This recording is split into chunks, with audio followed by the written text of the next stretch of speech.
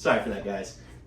Brandon Varash Show, New Faces Podcast. And today we are doing another album review of the new Earl record, Live, Laugh, Love.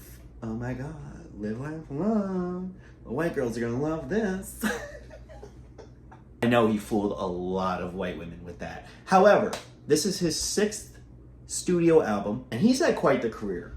Just to go over it a little bit, he was the youngest member of Odd Future, a teenager at the time, had gotten sent into a camp, came back.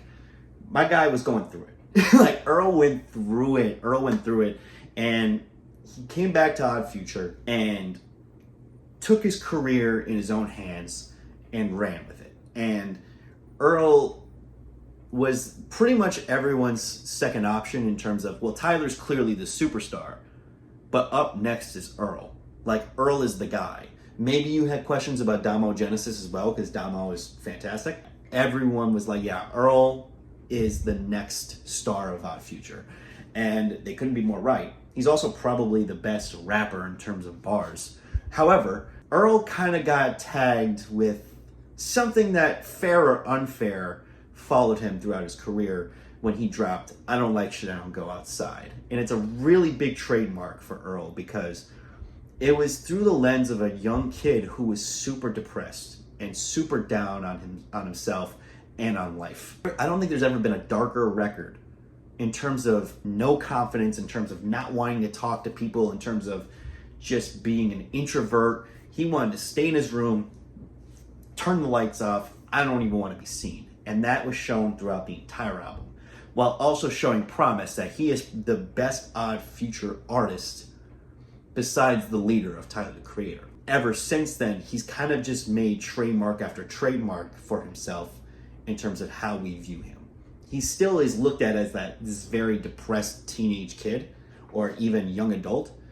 However, I think each album he's actually gotten a little bit more of a positive outlook than we are used to with him. I think Some Rap Songs is another trademark for him because of the production he was rapping over. It was very unfinished, it was very botchy, but it was something that fit Earl's style. It showed his ability that he can rap over pretty much everything. Because if you're rapping over these unfinished demos, basically, you can rap over the best of Alchemist beats, which he did on Void Dyer. Which, by the way, I definitely butchered the album name there. I didn't look it up. So I'm guessing with Void Dyer. Please clown me in the comments if I'm wrong. However, even with Sick, which was dropped in 2022, I think that was even a more positive outlook on life than Some Rap Songs, which was inching towards there, maybe just not as depressing, even so, as I Don't Like Shit, I Don't Go Outside. But Sick was like the moment where I was like, oh, there's something different about Earl. So with Live, Laugh, Love, I kind of was expecting maybe a full circle moment for Earl because, again, he's been labeled as this depressed young adult since he came out. And with this album, you get the full circle.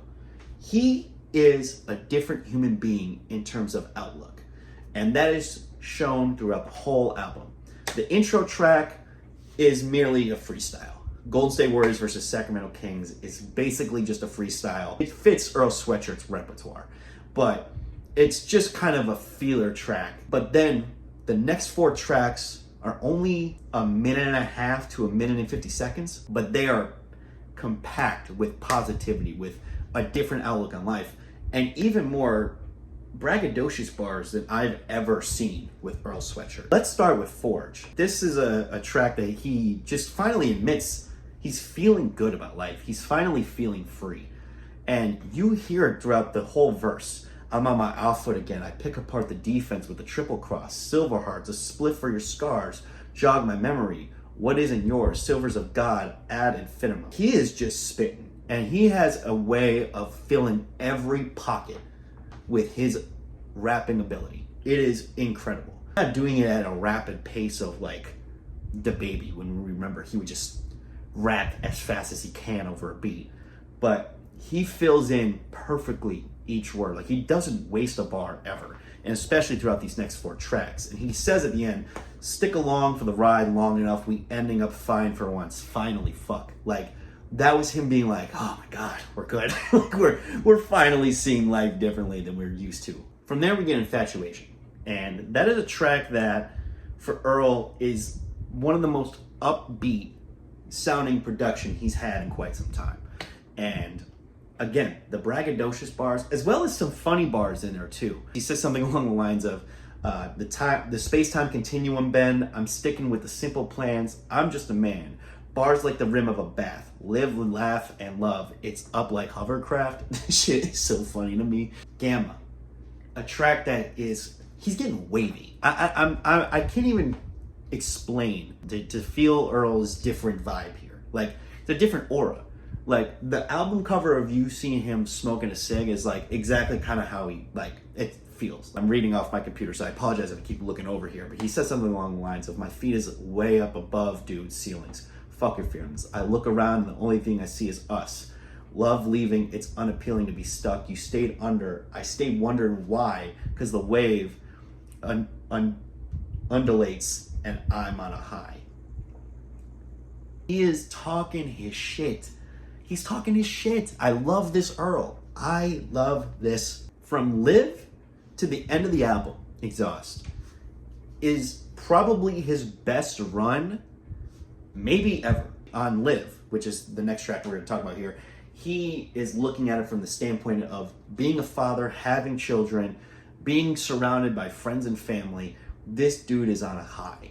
The second part beat of this is a little bit more video game-ish, a little bit more Earl's older style. I get older style being like 2018 or whenever some rap songs came out, but a little bit more of that style. But this is the cleanest Earl's ever sounded in terms of his voice, his presence. Everything about Earl just sounds so locked in, so positive. From there we get Static, and Static is this triumphant beat. It feels like Earl has figured out how to find happiness. That's what Earl's going through here. Arm all in the thing, like Vince Carter, overall, y'all baby shit soft. We first team all league marksmen.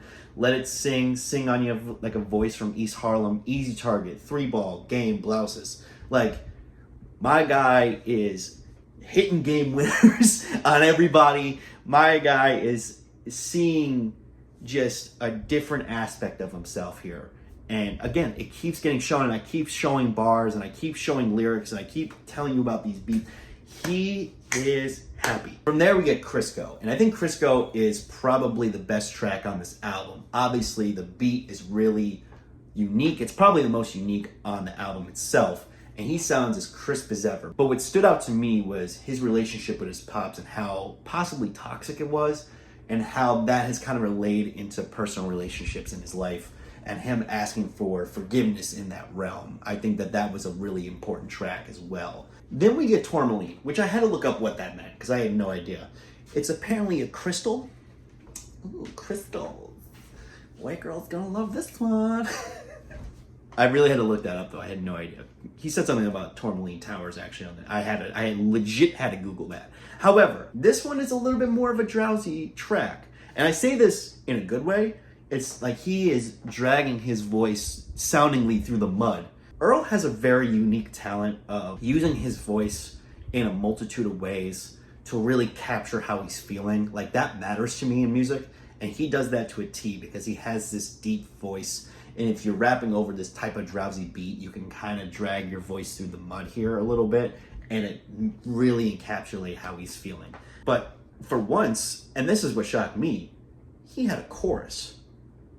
And the chorus was catchy because of Earl. Like, he wasn't singing on it, but there was just a different level of passion that Earl has on this track that I thoroughly enjoy. This album really took me for a whirlwind in terms of the difference that Earl is giving us. The last two tracks on the album are basically his success story from the depression that he was battling, or the thought processes that he's had over the years, where he is now just full of life. He is cheerful, he's enthusiastic. Heavy Metal was that success story. His team was behind him when he was not really seeing the full vision and helping him get to that point.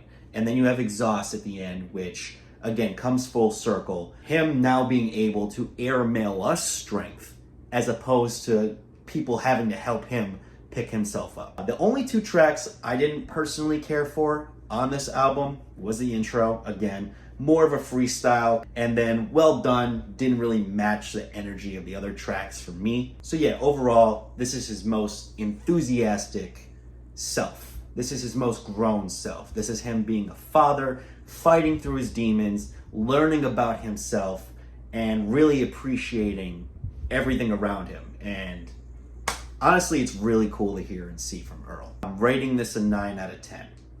Let me know what you guys think. What are your favorite tracks, least favorite tracks? What do you think of this album? Where would you rate it? Where would you rank it in his catalog? Let me know. Thank you guys, and we'll see you next time.